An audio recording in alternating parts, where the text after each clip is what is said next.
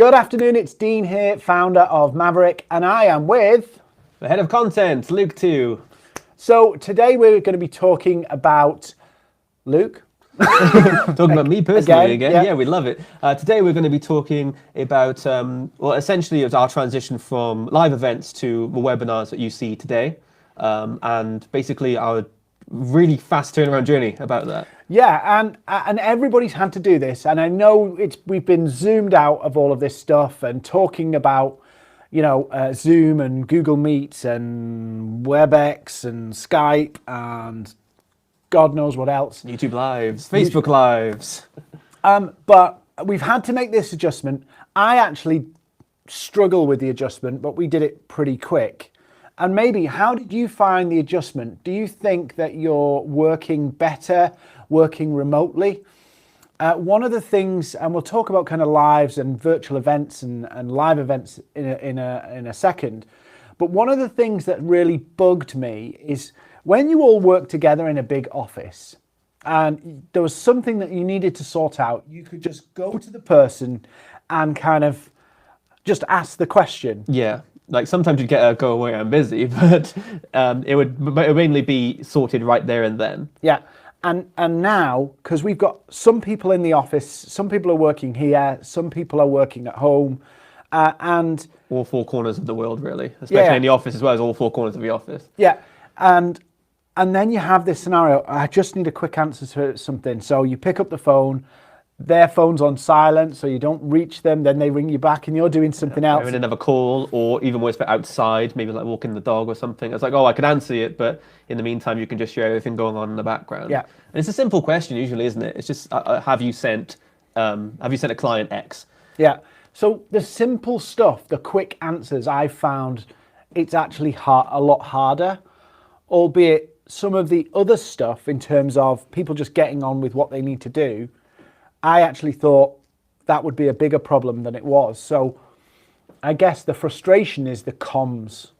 Yeah, it's making sure everyone, because we have a regular meeting every morning. Yeah. Where we go through what needs to be done throughout the day, how everyone's doing, because obviously we need to make sure everyone's kicking and going strong. But it's hard, especially when a lot of people don't have the same equipment, in a sense, because we've provided all the computers that they had at their desks. Yeah. But it's still things like microphones and like webcams and stuff, and it's just solely different not seeing someone face to face. Yeah. So you can't really grasp, because people will say, oh yeah, everything's fine, carry on normal, but it might not be that way if you was in person. And it's difficult to gauge whether everybody's on the same page as well. Because, in a larger group, people don't want to say things. It's weird how people don't want to talk virtually in front of a large group of people. Yeah, it's because we've had meetings where it's the entire company essentially, and everyone would have their say. But when it comes to those some of those morning meetings, it's literally just like the microphones are off and they're just listening. Yeah. Maybe it's just I can't really talk right now because I've got a dog barking in the background, which is the best one is we have a dog, Maverrik. Long story, we didn't name the dog after the company. We rescued him and he's called Maverrik. But when we're on calls in the morning and when Luke's not in the office, his dog's in the background, so he'll come off mic and what's your dog called again? Elsie. Elsie will bark and set Maverrik off barking, and then they're both barking at each other in the middle of our work. They have their own team meeting. Yeah, they'll have their own team. But I tell you one of the things I found difficult, and I don't know if you do any kind, or did any kind of in-person events.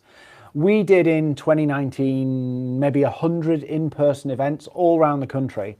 And when I was speaking at these events, and some of them would be like 20, 30 people, and some we had like 150 people. And I think there was one event we did last year, and I had like 500 people in it.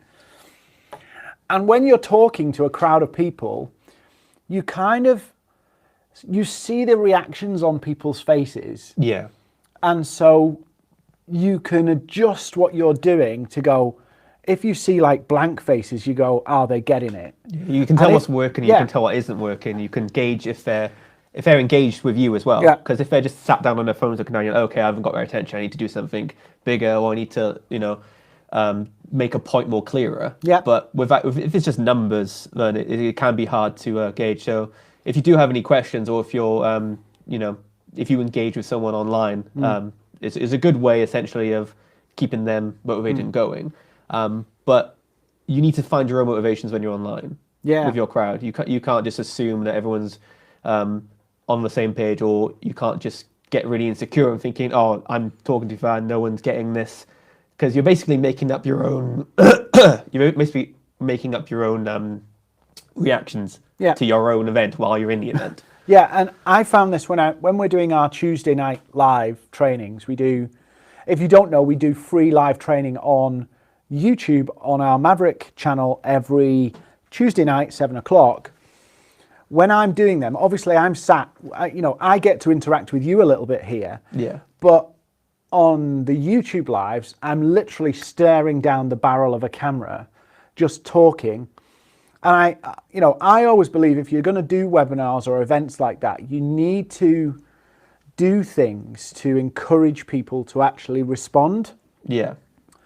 One, so that it keeps their level of engagement with what you're doing, but also it helps you understand that you're not just talking to a camera. Yeah, I think you have a trick, don't you, where you say, oh, to everyone, if you're here, type out this phrase, or tell me you're here and say hello. Yeah. Just at the start, just to get people understanding that this is a back and forth thing. It's a training session. Yeah, because otherwise you end up where you're doing a Netflix broadcast, and then people can check out and don't feel you don't feel part of it. You don't want to be background noise, do you? No. You want to be a interactive guide, essentially. So I am, and I've said this a few times and been wrong, but I am actually looking forward to this vaccine rolling out and being able to go back to in-person events and being able to interact with people and talk with different people, not just because, for the sake of it.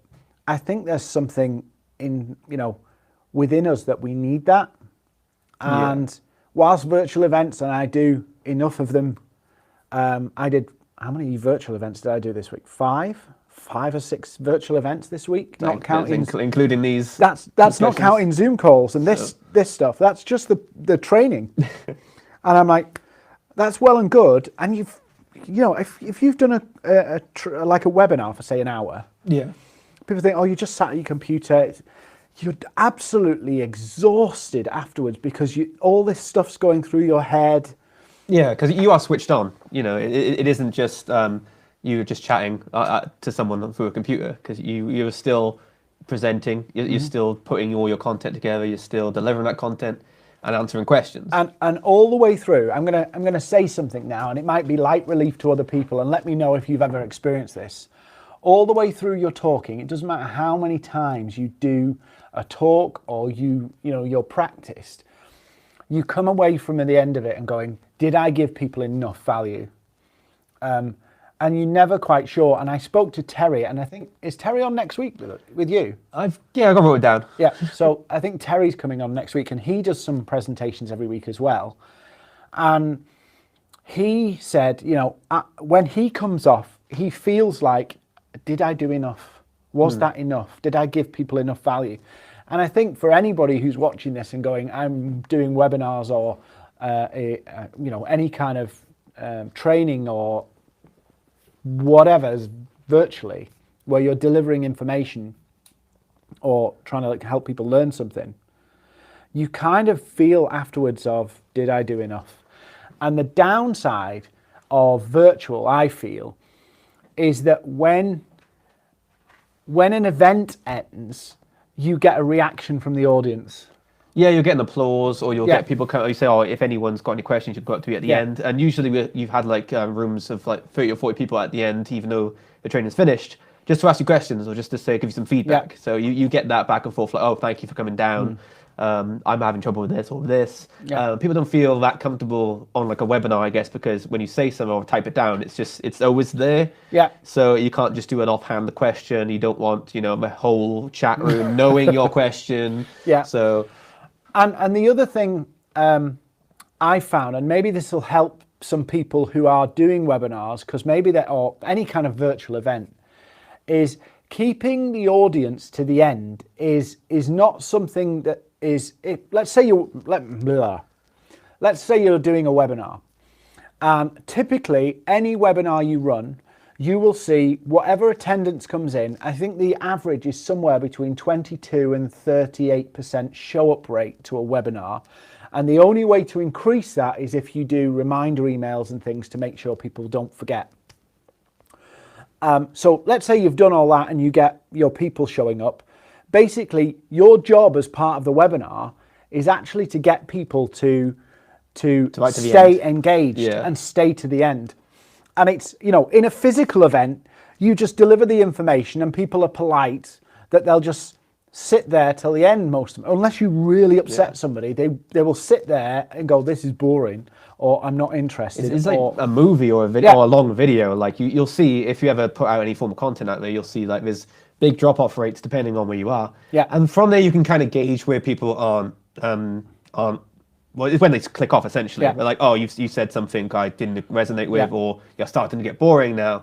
So you can kind of tailor it from that, in a sense. Yeah. And one of the things that we've really worked on, and maybe if there's people interested, just email us and we'll share some, I think we've got a video on it, about how to hold people's attention all the way through a webinar or live event, so that you don't get this huge drop-off that probably isn't about you, actually, to be fair. It's just the way the kind of online world works, that we just go, if people drop in, people can drop out. It depends on where they are. You don't know what they're doing as well. They could just join and end up having to go away for whatever reason. But when we kind of implemented this process of keeping people engaged, it's like a deliberate thing you have to do in the conversation.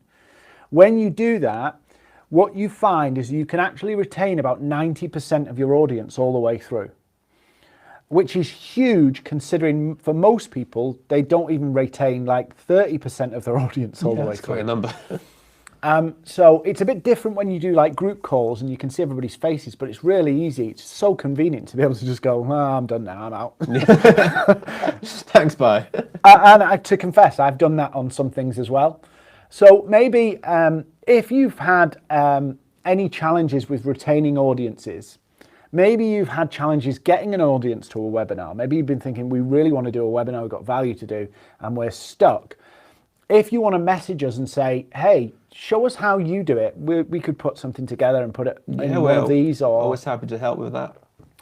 It's what we do. You can see through our training, if you enjoy listening to our training, or you've been to one of our courses and it's helped you and you're like, okay, this is good. How can I take what I know and put it online? You know, we've done that before. We can help do that again. Yeah. So I'm really looking forward to, and I said this before, but I didn't quite finish it. I'm looking forward to, fingers crossed, have been wrong before, that the government is right and early March we'll be able to do in-person. I mean, we can do in-person events now. People will be more comfortable, I'd say, if the vaccine's rolled out and we've got more of a...